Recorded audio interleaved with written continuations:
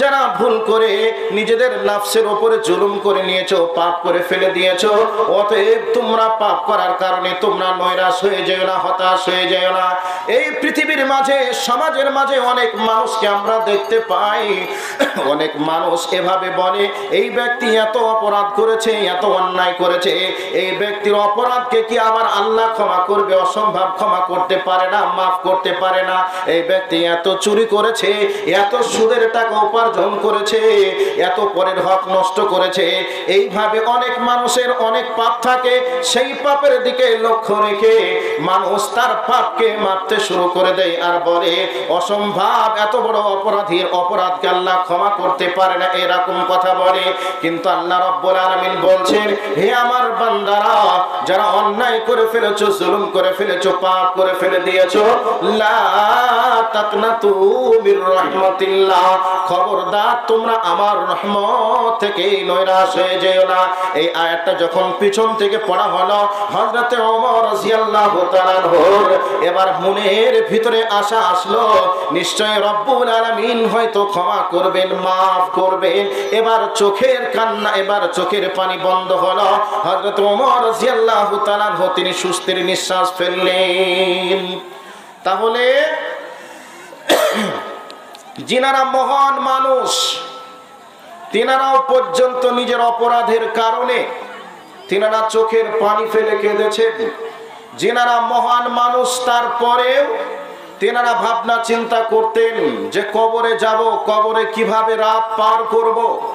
আমরা অনেক সময় বলতে শুনি যুবকদেরকে, ওই বয়সটা আমাদেরও ছিল যখন বিবাহ করিনি, বিবাহ করার পূর্বে 6 মাস পূর্ব থেকেই বিবাহ করবে, বাসর রাত্রিতে স্ত্রীর সঙ্গে কি গল্প করবে, কিভাবে ফার্স্ট কথা শুরু করবে, এ ব্যাপারে বন্ধু বান্ধবীদের কাছ থেকে পরামর্শ নেই, এক অপরের মাঝে আলোচনা করে। ঠিক মহিলারা মহিলাদের কাছে আলোচনা করে, ছেলেরা ছেলেদের কাছ থেকে আলোচনা করে। তার মানে হলো 6 মাস আগ থেকেই তারা প্রস্তুতি গ্রহণ করে, কিভাবে কথা বলবে, কিভাবে শুভ সূচনা শুরু করবে, এর প্রস্তুতি নিতে শুরু করে 6 মাস আগে থেকেই। কিন্তু আমি আপনি একবারও কি ভেবে দেখেছি যে কবরের প্রথম রাতটা কিভাবে পার করব? আমি যখন কবরে যাব, ওই অবস্থায় আমি আল্লাহর কাছে কি জবাব দেব? ওই কবরের রাতটা আমার জন্য কিভাবে পার করা সম্ভব হবে, কিভাবে পার করব? এ ব্যাপারে আমরা কি একদিন ভাবনা চিন্তা করেছি? ভাবনা চিন্তা করিনি, ভাবনা চিন্তা করিনি। ছেলের বিয়ে দিতে হবে, এ ব্যাপারে ভাবনা চিন্তা আছে। মেয়ের বিয়ে দিতে হবে, জামাই আমার কয় লক্ষ টাকা ইনকাম করে, এ ব্যাপারে ভাবনা চিন্তা আছে। ছেলে আমার বিবাহ দিব, ছেলের বউ এসে আমাদেরকে দেখাশোনা করবে কি করবে না, এ ব্যাপারে আমরা ভাবনা চিন্তা করি। কিন্তু কবরে যাব, কবরের প্রথম রাতটা কিভাবে পার করব, কবরে আল্লাহর কাছে কি হিসাব দিব, এ ব্যাপারে আমাদের কোনো ভাবনা চিন্তা নেই। কিন্তু যিনারা মহান মানুষ, আল্লাহর প্রিয় বান্দা, তিনারা পর্যন্ত রাত্রিতে বিছানায় শুয়ে ঘুমাতে পারতেন না। তিনারা রাত্রিতে উঠে আল্লাহর ভয়ে চোখের পানি ফেলে কান্না করতেন, আর জীবনের পাপগুলিকে নিয়ে সদা সর্বদাই তিনারা আল্লাহর সামনে নিজেদেরকে সুপ্রদ করে দিতেন যে আল্লাহ, আমার দ্বারা এই অন্যায় হয়ে গেছে, মাবুদ তুমি আমাকে ক্ষমা করো, আল্লাহ গো আমি এই অন্যায় করেছি, তুমি আমাকে মাফ করো, এ বলে তিনারা চোখের পানি ফেলে কাঁদতেন। এ ব্যাপারে অনেক হাদিস এসেছে, অনেক হাদিস আছে। তো যাই হোক, আমি আপনাদের কাছে ওই জায়গা পর্যন্ত হয়তো আমি পৌঁছাতে পারবো না। এবার আপনাদের কাছে একটা আয়াতে চলে যাই। যারা হজ করতে গেছেন, হজে গেছেন, তিনারা হয়তো বা দেখেছেন ওই জায়গাতে দেখবেন রুকনি ইয়ামানি থেকে হাজারে আসওয়াদের মিডিলে কাবার গিলাফে সোনার সুতা দিয়ে দেখবেন কোরআনের অনেকগুলি আয়াত লেখা আছে।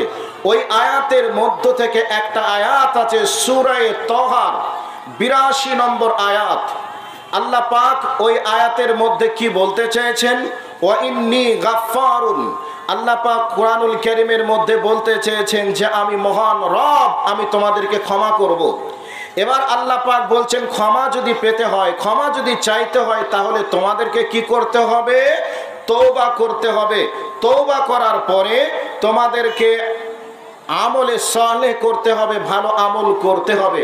ভালো আমল যদি তোমরা করো তাহলে আমি আল্লাহ তোমাদেরকে হিদায়াত দান করব বা হিদায়াতের উপরে তোমরা থাকতে পারবে। তো ওই আয়াতটা ওখানে লেখা কেন হয়েছে? ওই আয়াতের মধ্যে বান্দাদেরকে আল্লাহ সুবহানাহু ওয়া তাআলা তিনি আশা দিতে চেয়েছেন যে বান্দা তোমরা অপরাধ করেছো, তোমাদের অপরাধগুলিকে আমি ক্ষমা করব। ক্ষমা পেতে হলে তোমাদেরকে তওবা করতে হবে। তওবা করে বসে থাকলে চলবে না, তোমাদেরকে ভালো আমল করতে হবে। ভালো আমল করার পরে তোমাদেরকে হিদায়াতের উপরে অবিচল থাকতে হবে। তাহলে আমি আল্লাহ তোমাদেরকে ক্ষমা করব, তোমাদের পাপগুলিকে আমি আল্লাহ মাফ করব। তো এইবার আমরা অপরাধ করি, এ ব্যাপারে রাসূল করিম সাল্লাল্লাহু আলাইহি ওয়াসাল্লাম তিনি বলছেন কুল্লু বানি আদামা, আল্লাহর নবী বলছেন কুল্লু বানি আদামা খাত্তাউন ওয়া খায়রুল খাত্তাইনা মিনাত তাওয়াবুন। আল্লাহর নবী বলছেন আদম সন্তান মানে অপরাধী। এই আদম সন্তানরা অপরাধী, তবে অপরাধীদের মধ্যে উত্তম অপরাধী সেই যেই ব্যক্তি অপরাধ করার পরে আল্লাহর কাছে ক্ষমা চাই, আল্লাহর কাছে ফিরে আসে। আমরা অপরাধ করি, অপরাধ করার পরে আমরা আল্লাহর কাছে ক্ষমা চাইতে জানি না, আমরা আল্লাহর কাছে ক্ষমাও চাই না। আল্লাহর নবী বলছেন কুল্লু বানি আদামা খাত্তাউন। আল্লাহর নবী বলছেন প্রত্যেকটা আদম সন্তানই অপরাধী। এরপরে আল্লাহর নবী বলছেন ওয়া খায়রুল খাত্তাইনা মিনাত তাওয়াবুন। আর অপরাধীদের মধ্যে ওই ব্যক্তি হচ্ছে উত্তম অপরাধী যে ব্যক্তি অপরাধ করার পরে আল্লাহর কাছে ক্ষমা চায়। এবারে একটা হাদিস আপনাদেরকে শোনালাম, এবার আরেক জায়গাতে চলে আসি। আল্লাহর নবী জনাবে মুহাম্মদুর রাসূলুল্লাহ সাল্লাল্লাহু আলাইহি ওয়াসাল্লাম বলছেন আল্লাহ সুবহানাহু ওয়া তাআলা তিনি কত বড় রহমানুর রহিম। উদাহরণস্বরূপ বলছি, পৃথিবীর মধ্যে বাপের কাছে সব থেকে আপন জন হচ্ছে তার ছেলে। ছেলেও যদি বাপের সঙ্গে অভদ্র ব্যবহার করে, বাপের সঙ্গে যদি খারাপ ব্যবহার করে, এই খারাপ ব্যবহার করার পরে বাবা রাগ করলো, ছেলে বাড়ি থেকে পালিয়ে গেল, ছেলের জন্য বাবা বারবার মনের ভিতরে টেনশন করে। ছেলেকে হয়তো বা আমি কিছু বললাম, বা ছেলে হয়তো আমাকে এই কাজটা করলো বা আমাকে এই কথা বললো, কেনই বা আমি রাগ করলাম, ছেলে আমার বাড়ি থেকে চলে গেল, তো ছেলে আমার কোথায় গেল না গেল এ ব্যাপারে বাবার টেনশন হয়, হয় কি হয় না? হয়। কিন্তু ছেলের জন্য বাবা একথা একবারও বলে না। ছেলে যদি বাড়ি এসে আমাকে যদি বলতো যে আব্বা তুমি আমাকে ক্ষমা করে দাও, আমাকে মাফ করে দাও, তাহলে হয়তো আমি মাফ করতাম। এ কথা মনে মনে ভাবতে পারে, মনে মনে বলতে পারে, কিন্তু ছেলেকে কোনোদিন বাপ বলে না যে বেটা তুই আমার কাছে আয়, তো আমার কাছে ক্ষমা চা, আমি তোকে ক্ষমা করব, এরকম কথা প্রকাশ্যে বলে না। কিন্তু মনের ভিতরে বাবা মা এরকম অনুশোচনা অনুভূতি করে যে ছেলে আসবে আমাদের কাছে ক্ষমা চাইবে, আমরা ক্ষমা করে দে, পূর্বের মতো আপন করে নেব, এ কথা মনে মনে ভাবে, কিন্তু তারা প্রকাশ্যে বলে না। এবার আপনাদেরকে এই জায়গাটা রেখে দিলাম। এবার একটা হাদিসে চলে যায়। আল্লাহর নবী জনাবে মুহাম্মদুর রাসূলুল্লাহ সাল্লাল্লাহু আলাইহি ওয়াসাল্লাম বলছেন বান্দারে, ওরে আমার উম্মতের দল তোমরা শুনে নাও। যখন আল্লাহর নবী বলছেন আনজিল রাব্বানা তাবারাকা ওয়া তাআলা, আল্লাহর নবী বলছেন প্রত্যেকটা রাত্রিতে রব্বুল আলামিন দুনিয়ার আসমানে নেমে আসেন। নেমে আসার পরে বান্দাদেরকে বলেন কখন তিনি নেমে আসে, হাদিসের পাতাতে তাও বিদ্যমান রয়েছে। নবী আমার বলছেন প্রত্যেক রাত্রিতে আল্লাহ এই দুনিয়ার আসমানে নেমে আসে যখন রাতটা 3 ভাগের 2 ভাগ অতিক্রম হয়ে যায়, আর শেষ ভাগে নবী আমার বলছেন আল্লাহ দুনিয়ার আসমানে নেমে এসে বান্দাদেরকে বলে ও আমার বান্দারা, তোমরা কে কি অপরাধ করেছো তোমরা বলো, আমার কাছে তোমাদের অপরাধের বিষয় নেই, তোমরা আমার কাছে ক্ষমা চাও, আমি রব্বুল আলামিন তোমাদেরকে ক্ষমা করে দিব, তোমাদেরকে আমি মাফ করে দিব। এবার এই হাদিসটার সঙ্গে বাস্তবে মিলিয়ে নেন যে আল্লাহর নবী বলছেন যে আল্লাহ বান্দাদেরকে ক্ষমা চাওয়া ক্ষমা করার জন্য এই দুনিয়ার আসমানে নেমে এসে বান্দাদেরকে প্রত্যেকটা রাত্রি বলতে থাকে, বন্ধুরে কিন্তু আমাদের সন্তানরা যদি আমাদের সঙ্গে রাগান্বিত হয়ে যায়, রাগ অভিমান করে, বা আমরা যদি আমাদের বাবা মার সঙ্গে রাগ অভিমান করি, এই অবস্থায় বাবা মা কোনোদিন আমাদেরকে ডেকে বলে না আয় তোদেরকে ক্ষমা করে দিব, আয় তোরা আমার কাছে ক্ষমা চা তোদেরকে ক্ষমা করে দেব, বরং এ কথা বলে না, বরং তারা মনে মনে ভাবতে পারে এই অবস্থাতে এবার আপনার সন্তান আপনার উপরে রাগান্বিত হয়ে কোথাও যেন চলে গেল, কয়েকদিন বাড়ি আসলো না, মনের ভিতরে বারবার আপনার মন যেন আনচান আনচান করে, ছেলে আমার কোথায় গেল, কি হলো, কি হবে, এরকম ভাবনা চিন্তায় মনে আপনার শান্তি নেই, খাবার খেতে গিয়েও যেন আপনার রুচিবোধ হচ্ছে না, খাবারে মন চাচ্ছে না, এমতো অবস্থায় গভীর রাত্রিতে শুয়ে শুয়ে আপনি ভাবছেন না জানি আমার কলিজার টুকরা নয়নের পুতলি সন্তান আমার কোথায় গেল, খেতে পেলো কি পেলো না, এই ব্যাপারে ভাবনা চিন্তা করছেন। এরপরে আপনার ভিতরে এমন যেন রাগ হয়ে আছে, ছেলে আমার সঙ্গে এইরকম দুর্ব্যবহার করেছে, আমি তাকে আর বাড়িতে উঠতে দেব না, আমি তাকে আর বাড়ির ভিতরে আশ্রয় দিব না, আমার সহায় সম্পদ অন্যজনকে দিয়ে দেব, তবু যেন আমার সন্তানকে সহায় সম্পদ দিব না। এদিকে মনের রাগ হচ্ছে, এদিকে ছেলের ব্যাপারে আবার টেনশন হচ্ছে। এই অবস্থায় মনে করে নিন আপনার ছেলে বাড়ির ভিতরে, বাড়িতে এমন সময় ফিরে আসছে গভীর রাত, এই অবস্থায় আপনি বাড়ির ভিতরে আছেন, আপনার সন্তান যেন বাড়ির বাইরে আছে, এই অবস্থায় গভীর রাত্রিতে আম্মা বলে ডাক দিয়েছে, এদিকে আব্বা বলে ডাক দিয়েছে, আব্বা আম্মা ডাকটা শোনার সাথে সাথে আপনার কান যেন আপনাকে বলে দিলে এই ডাকটা তো আমার 2 নম্বর সন্তানের ডাক, যে সন্তান আমার কাছ থেকে রাগান্বিত হয়ে রাগ অভিমান করে বাড়ি থেকে পার হয়ে চলে গেছে, সেই সন্তান যেন এসে আব্বা আব্বা বলে ডাকছে। এদিকে মনে মনে আনন্দ হচ্ছে, ছেলে আমার বাড়ি এসেছে, কিন্তু উপরে উপরে ছেলেকে বলছে তুই গিয়েছিলি তা আবার কেন ফিরে আসলি, তোর মতো ছেলের দরকার নেই, যা যা যা, এরকম ভাবনা চিন্তা আপনার মনের ভিতরে আসছে এবং বলছেন। এই অবস্থায় আপনার সন্তান যদি দেওয়ালের বাইরে থেকে বা দরজার বাইরে থেকে আব্বা আব্বা বলে কাঁদে, আব্বা আব্বা বলে ডাকে, আর আপনি বাড়ির ভিতরে আছেন, পৃথিবীতে এমন কোন নিষ্ঠুর বাপ আছে বলুন তো, ওই বাপ কি সন্তানের ডাক শুনে ঘরের দরজা বন্ধ করে দিয়ে ঘরের ভিতরে থাকতে পারে? অসম্ভব, থাকতে পারে না।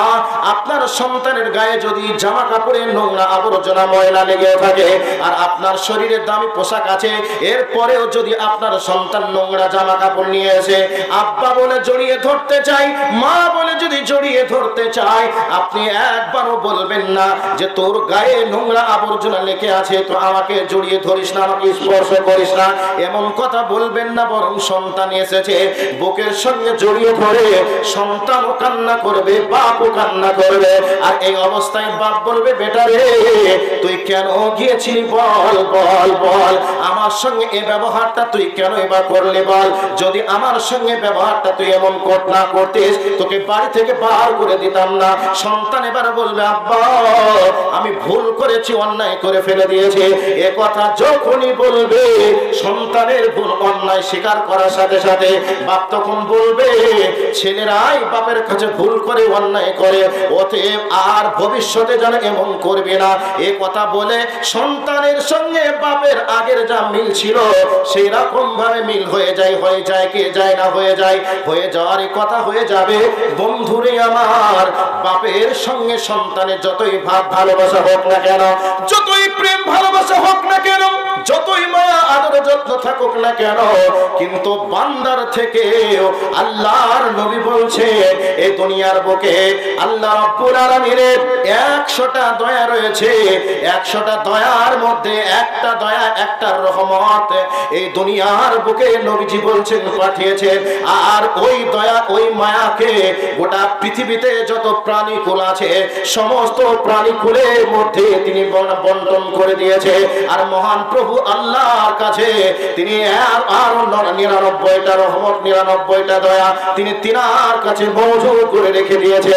বান্দা যখন ভুল পথে চলে, অন্যায় পথে চলে, তখন আল্লাহ রাব্বুল আলামিন বলতে চান, ওরে আমার বান্দারা, তোমরা ভুল পথে চলছো, তুমি অন্যায় করেছো, তুমি ভুল পথে চলিও না, অন্যায় পথে চলিও না, তুমি আমার গোলাম, আমি হলাম তোমার রব। অতএব তুমি অন্যায় পথে চলছো কেন? তুমি অন্যায় থেকে ন্যায়ের দিকে চলে এসো। এই জন্য রব্বুল আলামিনের নবী বলছেন, আল্লাহ রাব্বুল আলামিন দুনিয়ার আসমানে প্রত্যেক দিন নেমে এসে বলেন, ওরে আমার বান্দারা, তোমাদের কার কি প্রয়োজন আছে তোমরা বলো, আমি আল্লাহ তোমাদের প্রয়োজনকে পূরণ করব। বলো তো কার কি, কে কি অপরাধ করেছো, বলো আমি আল্লাহ তোমাদের অপরাধকে ক্ষমা করব, তুমি বলো। এইভাবে প্রত্যেকটা রাত্রিতে রব্বুল আলামিন দুনিয়ার আসমানে নেমে এসে বান্দাদেরকে ডাক দিতে থাকে, চলে আয়, আমি আল্লাহ তোদেরকে ক্ষমা করে দিব, মাফ করে দিব। প্রত্যেকটা দিন এভাবে আল্লাহর নবী এসে, আল্লাহর নবী বলছেন, প্রত্যেকটা রাত্রিতে বান্দাদেরকে আল্লাহ রাব্বুল আলামিন তিনি এভাবে ডাকতে থাকেন। অপর একটি হাদিসে এসেছে, আল্লাহর নবী বলছেন যে আল্লাহ রাব্বুল আলামিন তিনি তিনার দয়ার হাতকে, ক্ষমার হাতকে তিনি রাত্রিতে প্রসারিত করে রেখে দেন, যে আমার বান্দারা দিনের বেলায় অন্যায় করবে, দিনের আলোতে, সূর্যের আলোতে অন্যায় করবে, আর রাতের অন্ধকারে উঠে তারা আমার কাছে ক্ষমা চাইবে চোখের পানি ফেলে, আমি আল্লাহ তাদেরকে ক্ষমা করার জন্য আমি আমার দয়ার হাতটাকে, আমি আমার রহমতের হাতটাকে তাদের জন্য আমি প্রসারিত করে রেখে দিই। আবার নবীজি বলছেন, দিনের বেলায় আল্লাহ তিনি তিনার ক্ষমার হাতকে, দয়ার হাতকে তিনি প্রসারিত করে রেখে দেন, যে আমার বান্দারা রাতে গোপনে তারা অন্যায় করবে, অন্যায় করার পরে আবার তারা দিনের বেলায় গিয়ে আমার কাছে ক্ষমা চাইবে, যে আল্লাহ আমি অপরাধ করেছি, তুমি আমাকে ক্ষমা করো, তুমি আমাকে মাফ করো। এই বলে আল্লাহর কাছে ক্ষমা চাইবে, বলে আল্লাহ তিনি তিনার দয়ার হাতকে, ক্ষমার হাতকে তিনি দিনেও প্রসারিত করে রেখে দেন, রাত্রিতেও প্রসারিত করে রেখে দেন। শুধু বান্দা আমার কাছে ক্ষমা চাইবে, আমি আল্লাহ তাকে ক্ষমা করব। এ কথা নবীজি বলছেন। কাজে আমরা অপরাধ করেছি, মানুষ মাত্র অপরাধ করবে, কমার বেশি তো অপরাধ করে আল্লাহর কাছে ক্ষমা না চাওয়াটা সব থেকে বড় অন্যায়, সব থেকে বড় জুলুম। আমরা অপরাধী মানে আমরা মানুষ, মানে আমরা কম এবং বেশি অপরাধ করব।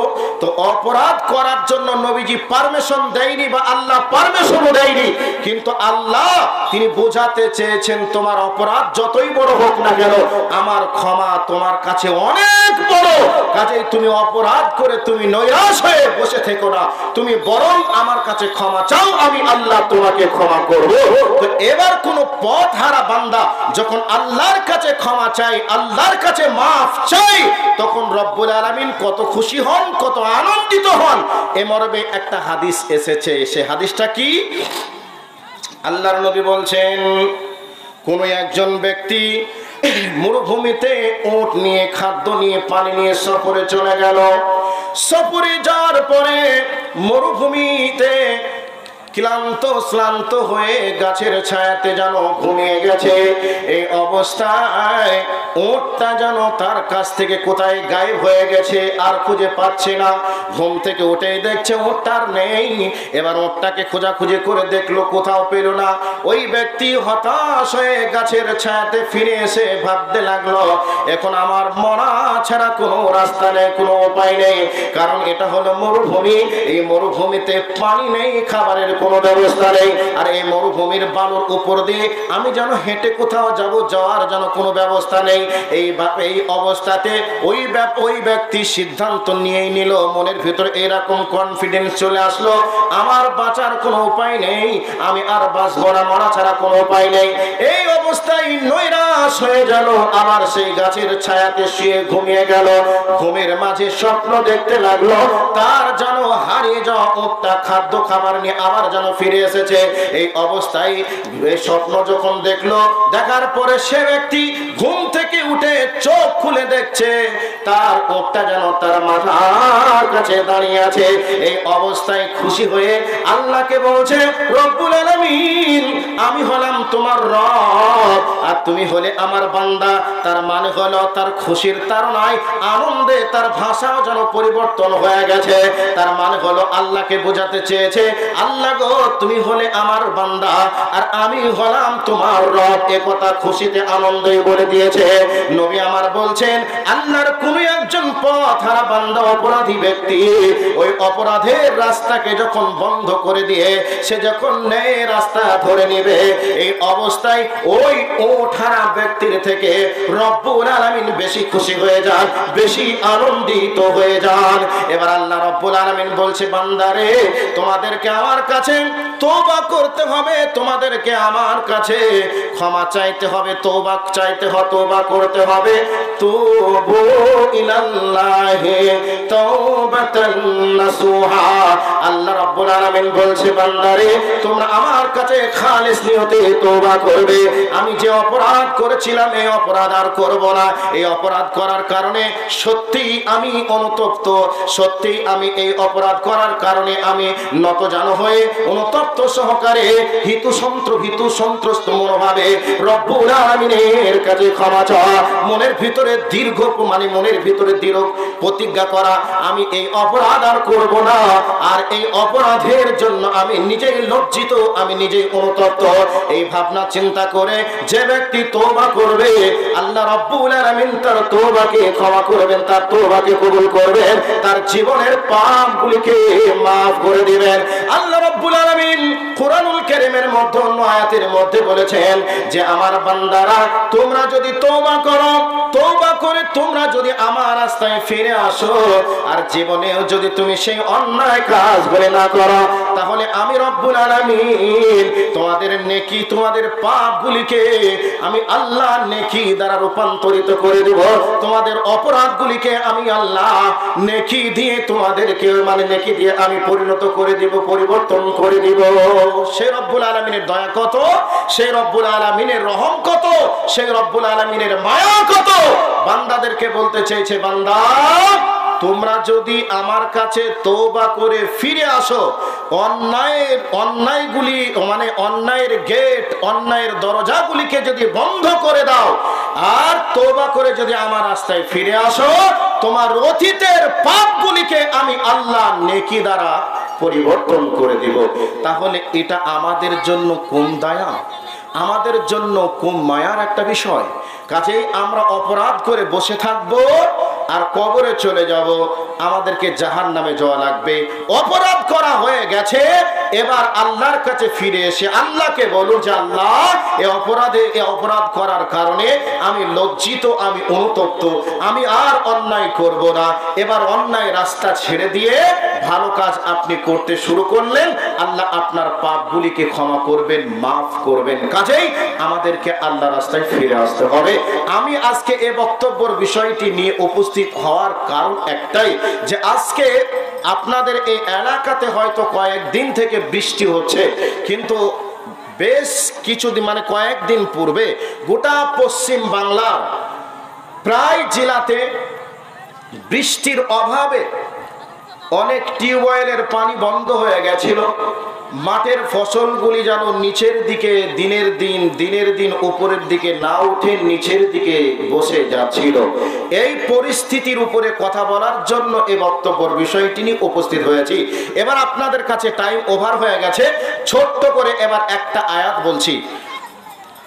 যখনই দুর্ভিক্ষ এসেছে, যখনই মহা বিপদ এসেছে, এই অবস্থায় যখনই ইসলামিক স্কলারদের কাছে গেছেন সমাধানের জন্য, তখনই তেনারা বলতেন যে তোমরা আল্লাহর কাছে তওবা করো, আল্লাহর কাছে ফিরে এসো, তাহলে আল্লাহ রাব্বুল আলামিন তোমাদেরকে বৃষ্টি প্রদান করবে।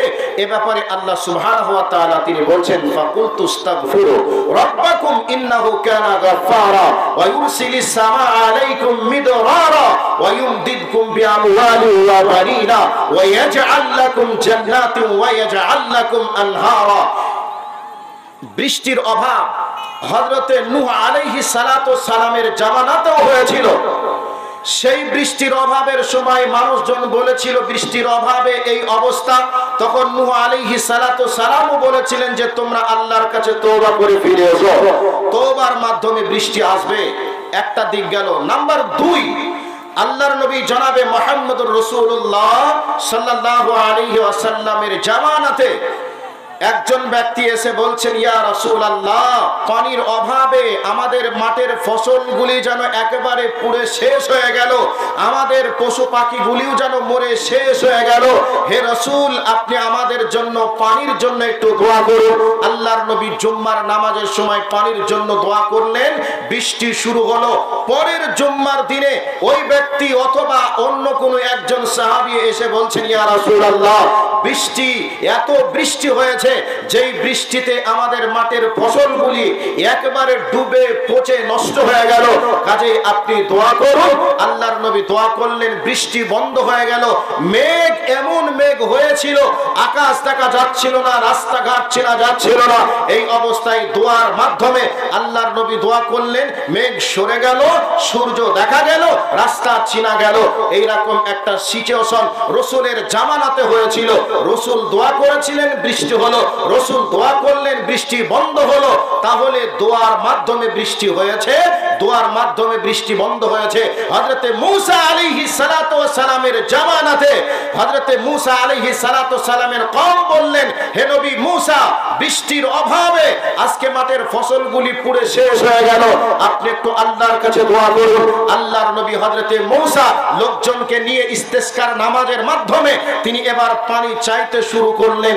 আল্লাহর কাছে পানি চাচ্ছে, পানি বন্ধ হয়ে যায়, পানি না হয়ে রোদ হয়। এমতো অবস্থায় হযরতে মূসা নবী একটু রাগীল মানুষ, রাগী নবী, আল্লাহকে বলছেন, হে আল্লাহ, তোমার কাছে আমি পানির জন্য দোয়া চাচ্ছি, পানি চাচ্ছি, আর তুমি পানি না দিয়ে তুমি বৃষ্টি দিচ্ছ, তার কারণ কি? শেষ পর্যন্ত হযরতে ওমরের কাছে খবর, হযরতে মূসা নবীর কাছে খবর আসলো, হে নবী মূসা, কেমন করে বৃষ্টি হবে?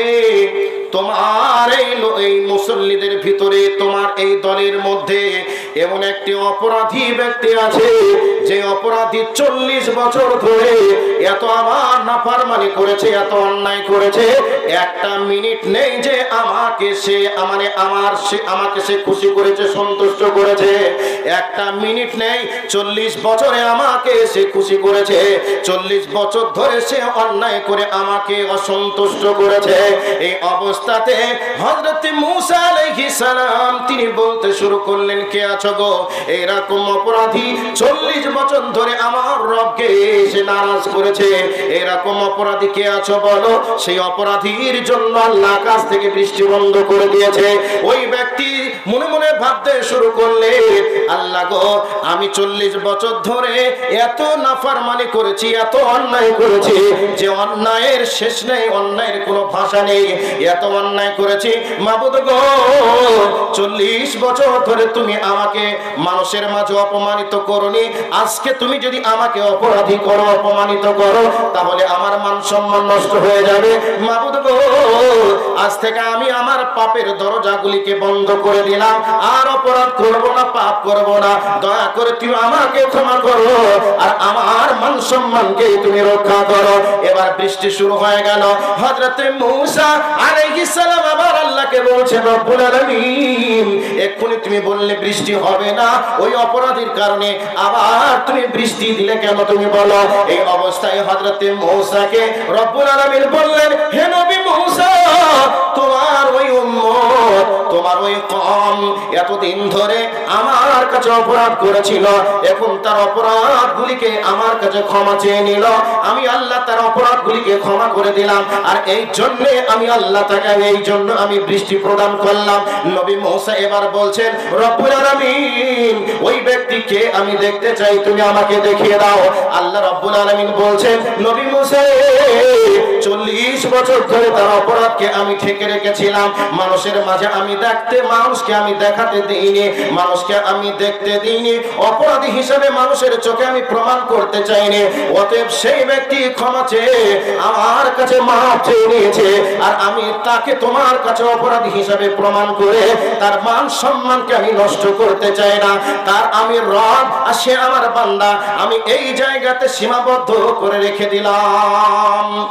তওবা করেছে, ক্ষমা চেয়েছে, বৃষ্টি এসেছে। এবার একটা কথা বলে দিয়ে মেন জায়গাতে যাচ্ছি। একটা হাসান বসরি রহমতুল্লাহ আলাইহির যুগে তিনি এই অবস্থায় হাসান বসরির কাছে তিনটে গ্রুপের মানুষ আসলো। একটা গ্রুপ বলছেন, হে হাসান বসরি, বৃষ্টির অভাবে আমাদের মাঠের ফসলগুলি নষ্ট হয়ে গেল। আর একদল লোক আসলো, হে হাসান বসরি, আমাদের ছাগল গরুগুলি আজকে তাদের স্তনের দুধ বন্ধ হয়ে গেল। ছাগলে, উটে, গরুতে তাদের স্তন থেকে দুধ দিচ্ছে না, আমরা দুধ পান করতেও পারছি না, তাদের বাচ্চারা দুধ পাচ্ছে না। অতএব আপনি একটু পানির জন্য দোয়া করুন। আর একটা গ্রুপ আসলো, এবার হযরতে হাসান বসরিকে বলছেন, ওগো হাসান বসরি, আমরা আমাদের গ্রামের মানুষ 1 বছর হয়ে গেল বিবাহ করেছে, বিবাহ করার পরে 1 বছরের মধ্যে কারোর বাচ্চা হয়নি। অতএব আল্লাহর কাছে আপনি দোয়া করুন যাতে করে আমাদের বাচ্চা হয়ে যায়। এই অবস্থায় হযরত হাসান বসরি রাহমাতুল্লাহ আলাইহি তিনি বললেন, ফাকুলতুস্তাগফিরু রাব্বাকুম ইন্নাহু কানা গফফারা ওয়া ইউরসিলিস সামাআ আলাইকুম মিদরারা ওয়া ইমদিদকুম বিআমওয়ালিন ওয়া বানিনা ওয়া ইয়াজআল লাকুম জান্নাতিন ওয়া ইয়াজআল লাকুম আনহারা। হাসান বসরি বলেছিলেন, ওগো আমার গ্রামের মানুষ তোমরা শোনো, ওগো এলাকার মানুষ, তোমরা 1 বছর হয়ে গেছে বিবাহ করেছো, এখনো তোমাদের বাচ্চা হয়নি। তার মানে হলো তোমরা অপরাধ করেছো, অন্যায় করেছো, তোমাদের রব তোমাদের উপরে নারাজ হয়ে গেছে। অতএব তোমরা আল্লাহর কাছে তওবা করে ফিরে এসো, আর তওবা করে ফিরে আসলে রব্বুল আলামিন তোমাদেরকে সন্তান দান করবে। এরপরে যারা বলেছিল, ওগো হাসান বসরি, আমাদের ছাগলের স্তনে দুধ নেই, আমাদের গরুর স্তনেও দুধ নেই, আমাদের ওটের স্তনেও দুধ নেই, অতএব আপনি দোয়া করে দেন যাতে করে আমাদের জন্য বৃষ্টি এসে আমাদের ছাগল গরুগুলি সতেজ হয়ে আবার আগের মতো যেন দুধ দেয়। এই অবস্থায় হাসান বসরি বলেছিলেন, ফাকুলতুস্তাগফিরু রাব্বাকুম ইন্নাহু কানা গফফারা ওয়া ইউরসিলিস সামাআ আলাইকুম মিদরারা ওয়া ইমদিদকুম বিআমওয়ালিন ওয়া বানিনা। হাসান বসরি বলেছিলেন, ওগো আমাদের এলাকার মানুষেরা তোমরা শোনো, তোমরা আল্লাহর কাছে তওবা করো, আল্লাহর কাছে ক্ষমা চাও, আর আল্লাহর কাছে ক্ষমা চেয়ে তওবা করে আল্লাহর কাছ থেকে তোমরা তোমাদের মাল সম্পদের জন্য তোমরা আল্লাহর কাছে দোয়া করো, নিশ্চয়ই আল্লাহ রাব্বুল আলামিন তোমাদের সম্পদ দান করবেন, তোমাদের মাঠ ভর্তি ফসল তিনি দান করবেন। এবার হাসান বসরির কাছ থেকে 3টে গ্রুপের মানুষ এবার শিক্ষা যখন নিয়ে চলে গেলেন, আল্লাহর কাছে তওবা করলেন। আল্লাহর কাছে তওবা করার কারণে 1 সপ্তাহের মধ্যে তাদের বৃষ্টি হলো। এবার বৃষ্টি হয়ে ছাগলের, গরুর, ওটের স্তনে দুধ চলে আসলো, মাঠের মৃত ফসলগুলি যেন জীবিত এবার রূপান্তরিত হলো। এবার কিছুদিন পরে যাদের বিবাহ করার পরে সন্তান আসছিল না, তারা কিছুদিন পরে এসে হাসান বসরিকে বলছেন, ওগো হাসান বসরি, আমরা যারা বিবাহ করেছিলাম অনেকের স্ত্রী আজকে গর্ভবতী হয়েছে, অনেকেই হয়তো কিছুদিন পরে আমরা সন্তানের বাবা মা হতে পারবো।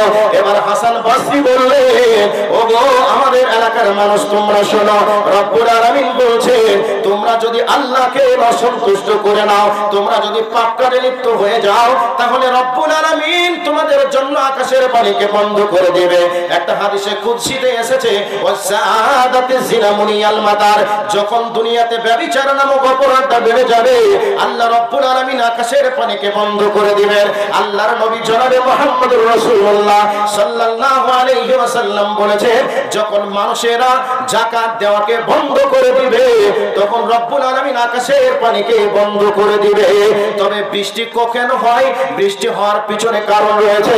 নবী আমার বলছেন, এই পৃথিবীতে যদি চতুষ্পদ প্রাণী না আসতো, চতুষ্পদ প্রাণী না থাকতো, আকাশ আর কোনদিন বৃষ্টি আর বর্ষণ করতো না। আজকে আপনারা বৃষ্টি পেয়েছেন, বৃষ্টি পাওয়ার কারণে আজকে আপনাদের আনন্দের নিঃশ্বাস পড়ছে, আনন্দ আপনাদের চলছে। আমাদের এলাকায় এখনো তেমন বৃষ্টি হয়নি, বৃষ্টির জন্য মানুষ এখনো পর্যন্ত ত্রাহি ত্রাহি করছে। বৃষ্টির কি প্রয়োজন মানুষ এখন অনুভব করতে পারছে। সেই জন্য হাদিস প্রমাণ করছে দুনিয়াতে ব্যভিচার নামক অপরাধ বেড়ে গেলেই আল্লাহ আকাশের পানিকে বন্ধ করে দিবেন। আর নবীজি বলছেন যখন মানুষেরা যাকাত দেওয়াকে বন্ধ করে দিবে তখন আল্লাহ পাক আকাশের পানিকে বন্ধ করে দিবেন। তো বৃষ্টি কেন হয়? এ পৃথিবীর মাঝে অগণিত চতুষ্পদ প্রাণী আছে যাদের মুখের দিকে তাকিয়ে আল্লাহ রাব্বুল আলামিন বৃষ্টি প্রদান করেন। কাজেই আমার বক্তব্যের সার নির্যাস হলো এটাই যে আমরা অপরাধ করেছি একথা ঠিক, কুল্লু বানি আদম খাত্তাউন ওয়া খায়রুল খাত্তাইন মিনাত তাওয়াবুন। প্রত্যেকটা আদম সন্তানই অপরাধী। এই অপরাধীদের মধ্যে উত্তম অপরাধী সেই যে ব্যক্তি অপরাধ করার পরে আল্লাহর কাছে ক্ষমা চায়। কাজে আমরা ভুল করেছি, আমাদের ভুলগুলির ব্যাপারে আল্লাহর কাছে ক্ষমা চেয়ে নিতে হবে। আর ক্ষমা না চেয়ে যদি আমরা দুনিয়াতে থাকি আল্লাহর পক্ষ থেকে আযাব গজব আসবে, মরার পরে জাহান্নামে যেতে হবে। কাজেই অপরাধ যারা করেছি অপরাধের ব্যাপারে আল্লাহর কাছে ক্ষমা চেয়ে নিব। আর আমরা আমাদের পাপের ব্যাপারে আল্লাহর কাছে চোখের পানি ফেলে কাঁদবো। এই জন্য আল্লাহ রাব্বুল আলামিন বলছে বান্দা, সূরা ফুরকান আয়াত নাম্বার 55, এই আয়াতের মধ্যে আল্লাহ সুবহানাহু ওয়া তাআলা 155 সম্ভবত আয়াতটি, এই আয়াতের মধ্যে আল্লাহ পাক বলছেন যে বান্দা তোমাদের পাপগুলিকে কি তোমরা নেকি দ্বারা রূপান্তরিত করতে চাও? নেকি দ্বারা যদি রূপান্তরিত তোমরা করতে চাও তাহলে তোমরা তওবা করো, ভালো আমল শুরু করে দাও। তোমাদের অতীতের পাপগুলিকে আল্লাহ নেকি দ্বারা পরিবর্তন করবেন। একবার সুবহানাল্লাহ বলা যাবে না? কাজেই আল্লাহ রাব্বুল আলামিন তিনি আমাদের পাপগুলিকে ক্ষমা করার জন্য দুনিয়ার আসমানে নেমে আসেন, বান্দাদেরকে বলেন বান্দা তুমি আমার কাছে ক্ষমা চাও, আমি তোমাদের ক্ষমা করব। তোমাদের কিছু কি প্রয়োজন আছে তোমরা আমাকে বলো, আমি তোমাদের প্রয়োজন পূরণ করব। তোমরা আমার কাছে কি চাও তো বলো, আমি তোমরা যা চাইবে আমি তাই তোমাদেরকে দিব। অসুস্থ আছো বলো, আমি তোমাকে সুস্থতা দান করব। অভাবে আছো আমি তোমাকে সচ্ছলতা দিব। তুমি অপরাধ করেছো আমি তোমাকে ক্ষমা করব। এ ব্যাপারে অনেক হাদিস আছে। কাজেই আমি ওই দিকে লক্ষ্য রেখে কথা আর বলতে পারছি না, যেহেতু 11টা পর্যন্ত আলোচনা করার সময় ছিল, 11টা বেজে 21 মিনিট হলো। কাজেই বক্তা হয়তো বা আসছে আপনাদের কাছে। আর কয়েকটি কথা আপনাদের কাছে বলছি, সেটা কি? ভালো কাজ করতে হবে এ কথা আপনাদেরকে বলছিলাম। তওবা করে ভালো কাজ করতে হবে, এই আয়াতটা আল্লাহ পাক বলতে চাচ্ছেন যে বান্দা তুমি যদি তওবা করে ভালো কাজ করো তাহলে তোমার অতীতের পাপগুলিকে আমি আল্লাহ নেকি দ্বারা রূপান্তরিত করব। একটা আয়াত সূরা তাহার 82 নম্বর আয়াতের মধ্যে আল্লাহ পাক তিনি বলছেন যে আমি তোমাদের পাপকে ক্ষমা করব। শর্ত হলো তওবা করো, নেক আমল করো, তাহলে আমি আল্লাহ তোমাদের পাপগুলিকে ক্ষমা করে দিব। কোথায় আছে আয়াতটি? সূরা তাহার 82 নম্বর আয়াত। রুকনি ইয়ামানি এবং হাজারে আসওয়াদের এই মিডিলে কাবা শরীফের গিলাফের উপরে চাদরের উপরে সৌদি গভর্নমেন্ট এই আয়াতটাকে লিখে রেখেছে। বান্দা পড়বে, নয়রাশ হয়ো না। অপরাধ করেছো ক্ষমা চাও, তুমি ভালো কাজ করো, আমি আল্লাহ তোমার পাপগুলিকে ক্ষমা করব। এর জন্য বান্দাদেরকে আশা দেওয়ার জন্য লিখে রাখা হয়েছে। এবার ভালো কাজ আপনাদেরকে করতে হবে। এ ব্যাপারে ছোট্ট করে একটা কথা বলে দিই, মেন জায়গাতে যাচ্ছি। আল্লাহর নবীর জামানাতে একজন ব্যক্তি ছিলেন, নাম তার আবু লুবাবা, আর একজন ব্যক্তি ছিলেন নাম তার আবু দাহদা।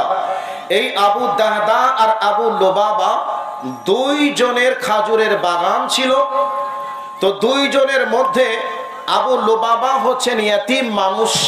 তো ইয়াতিম মানুষ হিসাবে ওই ব্যক্তির মন বলছে যে এখন আমার খাজুরের বাগানকে ব্র্যাকেট দিয়ে পাঁচির দিয়ে আমাকে ঘিরে নিতে হবে।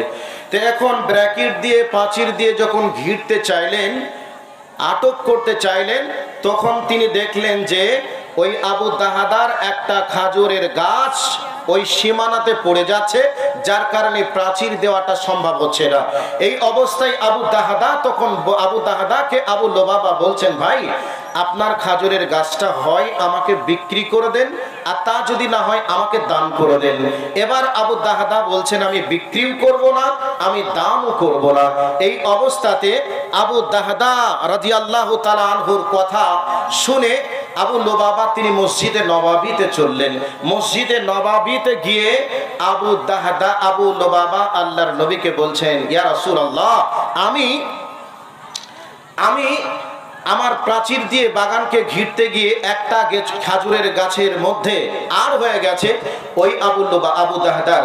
কাজেই আমি ওই খাজুরের গাছটা আমি বিক্রি করতে বলছি, তাও বিক্রি করছে না, যদি দান করতে বলছি তাও দান করছে না। এই অবস্থায় আমার করণীয় কি? এই অবস্থাতে আবু দাহদার পক্ষ থেকে, আবু লুবাবার পক্ষ থেকে আবু দাহদা রাদিয়াল্লাহু তাআলা আনহুর কাছে আল্লাহর নবী বললেন, আবু দাহদা তুমি খাজুরের গাছটা হয় বিক্রি করে দাও, না হয় দান করে দাও। ওই অবস্থাতে আবু দাহদা বলছেন, আমার দ্বারা সম্ভব নয়, আমি বিক্রিও করব না, আমি দানও করব না। এই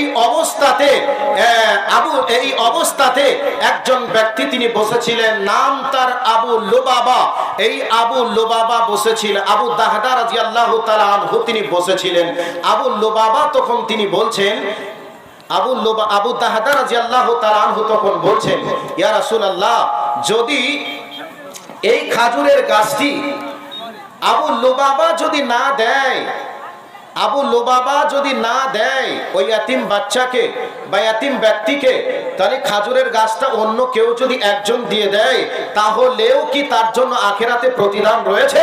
রাসূল বললেন যে একটা খাজুরের গাছ কেউ যদি দেয়, তাহলে আল্লাহ পাক আখিরাতে জান্নাতের ভিতরে একটা খাজুরের গাছ দিবেন, যেই খাজুরের গাছের ছায়ার প্রশস্ততা হবে 70 বছর ধরে। একটা দ্রুতগামী একটা প্রাণী দ্রুত গতিতে ছুটবে, তারপরেও ওই গাছের ছায়াকে অতিক্রম করতে পারবে না। আল্লাহর নবীর মুখ থেকে যখন এই কথা আবু দাহদা রাদিয়াল্লাহু তাআলা আনহু শ্রবণ করলেন, সাথে সাথেই আবু দাহদা রাদিয়াল্লাহু তাআলা আনহু বলছেন, ইয়া রাসূলুল্লাহ, কেউ যদি দেয় তারপরেও কি এটা হবে? আল্লাহর নবী বললেন, অবশ্যই হবে। এই অবস্থায় আবু দাহদা আবু লুবাবাকে ডেকে বলছেন, হে আবু লুবাবা, আমার ওই খাজুরের বাগান তুমি কি চিনো? আবু লুবাবা বলছেন, ভাই আবু দাহদা, আপনার খাজুরের বাগানের যথেষ্ট মদিনার মাটিতে সুনাম আছে, কে বা না চিনে? অবশ্যই আমি চিনি। সেই খেজুরের বাগানে 600 খাজুরের গাছ আছে, সেখানে একটা কুয়া আছে, আপনার বসত বাড়িও আছে। এই অবস্থাতে আবু দাহদা বললেন, ভাই আমি আপনাকে ওই বাগান সহ পুকুর সহ আমি আপনাকে দিয়ে দিলাম, বিনিময়ে ওই খাজুরের গাছটা আমাকে আপনি দিয়ে দেন। আবু লুবাবা মনে মনে ভাবছিলেন, হয়তো আমার সঙ্গে মজাক করছেন, ইয়ারকি করছেন। আবু দাহদা বলছেন, ভাই আমি ইয়ারকিও করি না, মজাকও করি না, ঠাট্টাও করছি না, আপনার কাছে আমি সত্যই আমি দিতে চাচ্ছি, বিনিময়ে আপনার ওই খাজুরের গাছটা আমি চাচ্ছি। এই অবস্থাতে আবু দাহদার কথা শুনে আবু লুবাবা বলছেন, ভাই আমি আপনাকে আমার খাজুরের একটা গাছ দিয়ে দিলাম। আবু দাহদাও বলছেন, আমার খাজুরের বাগান সহ যা আছে আমি সব আপনাকে দিয়ে দিলাম। জোরে বলুন নারে তাকবীর। এই কথাটা শোনার পরে এই অবস্থাতে আবু লুবাবা অত্যন্ত আনন্দিত হলেন। সাথে সাথে আবু দাহদা ছুটলেন বাড়ির দিকে, ওনার স্ত্রীকে গিয়ে বলছেন, হে উম্মে দাহদা। এই কথাটা যখন শুনলেন ওনার স্ত্রী, তখন বলছেন, স্বামী আমার বাড়ির বাইরে থেকে কেন ডাক দিচ্ছে, বাড়িতে কেন আসছে না? এই অবস্থায় আবু দাহদা তখন বলছেন, ও আমার স্ত্রী, আমি খাজুরের বাগান সহ বাড়ি ঘর সব কিছু আজকে আমি বিক্রি করে দিয়েছি, আর বাড়িতে ঢোকার মতো সুযোগ নেই, কাজেই তুমি ছেলে মেয়ে যা আছে তুমি নিয়ে বার হয়ে চলে এসো। উম্মে দাহদা রাদিয়াল্লাহু তাআলা আনহা তখন তিনি বলছেন, যে আমার স্বামী, আমাদের এত বড় খাজুরের বাগান কে কিনেছে, সেই মহান ব্যক্তিকে আমি দেখতে চাই, শুনতে চাই, একটু নামটা বলা যাবে? এই অবস্থায় উম্মে দাহদাকে আবু দাহদা রাদিয়াল্লাহু তাআলা আনহু তখন বলছেন, ওরে আমার স্ত্রী, তুমি শোনো, জান্নাতের একটা খাজুরের গাছের বিনিময়ে আমি আমার বাগানটা সবকিছু আল্লাহ রাস্তায় বিক্রি করে দিয়েছি, আল্লাহ রাস্তায় আমি দান করে দিয়েছি। ওনার স্ত্রী একটাও কোনো কথা বললেন না, বরং তিনি বললেন, তুমি মহান কাজ করেছো। জান্নাতে একটা খাজুর গাছের বিনিময়ে আমাদের বাগান বাড়ি সহ সব দান করে দিয়েছো, বিনিময়ে আল্লাহর কাছে আমি জান্নাত পাবো। এই আশাতে এবার ছেলে মেয়েদেরকে নিয়ে বাড়ি থেকে বার হয়ে চলে আসলেন। দেখুন তো, জান্নাতের একটা গাছ পাওয়ার জন্য, জান্নাতে একটা গাছের জন্য বাগান সহ সবকিছু আল্লাহ রাস্তায় দান করে দিলেন। কেমন স্ত্রী, কেমন স্বামী, একটা মুখ খুলে কথা বললেন না।